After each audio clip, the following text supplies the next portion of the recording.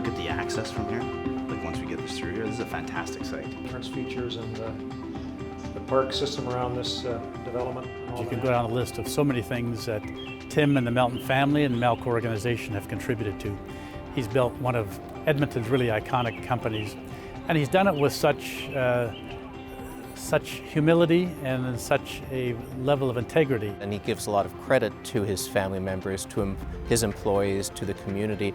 He's sometimes, I think, a little too humble. He doesn't talk enough about his own contributions and what he's brought to that company and what he's brought to the community, to Edmonton, to make it successful. Tim talks about the golden rule, and I've had people in the past who have said, oh, everyone talks about the golden rule. You know, treat others as you'd like to be treated. I mean, that's truly his daily mantra.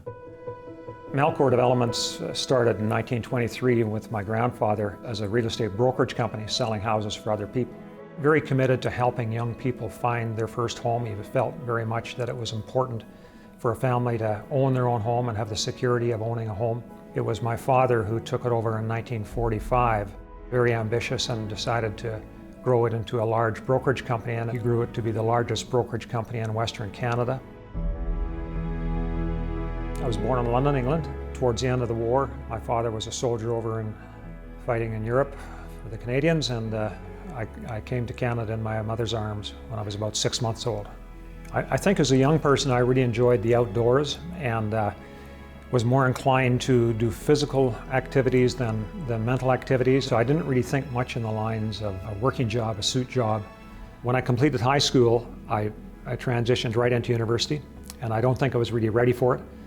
I got caught up in the good life of university, in the fraternities and in football and in partying, and as a consequence, really fell behind in all my classes. So I chose to quit, and I went to the States and got a job in a labor camp picking lemons and caddying.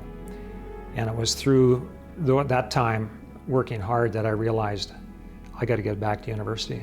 After graduating, I didn't have a job, and being that we were in the real estate business, it seemed automatic that I should go in there. So I applied to get a job selling real estate and did okay in it. And I then got a job running the Calgary operation. A year later, my father died when I was 28 years old. He died at a football game, very suddenly, of a heart attack.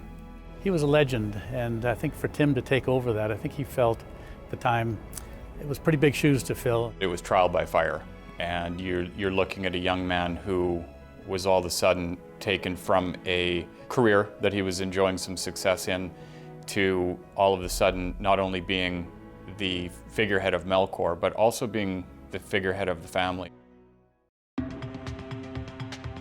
He quickly assumed the leadership and has built the company to incredible heights since that time. It's through those challenging periods that I think we grew most as an organization and individually, and I find that very gratifying. Areas that he's best known for would be his involvement with the YMCA, where he has been an incredible community leader, helping to build many new facilities for the YMCA in Edmonton, Grant MacEwan, University of Alberta, where we created the Stan Melton Chair to recognize the Melton name and the Melton contribution in real estate. He and his dad are both members of the Northern Alberta Junior Achievement Hall of Fame. Whether it's, you know, us doing things into the community for those people or actually nurturing that youthful exuberance within the company as it is. I'm a perfect example, you know, right? I mean, I was young when I came over and Tim took me under his wing. And that's very coherent with the view of a family firm passing things on to the next generation. People talk about culture, but I think 93 years says a lot to demonstrate that that culture is alive and well and continuing. We've got a young team.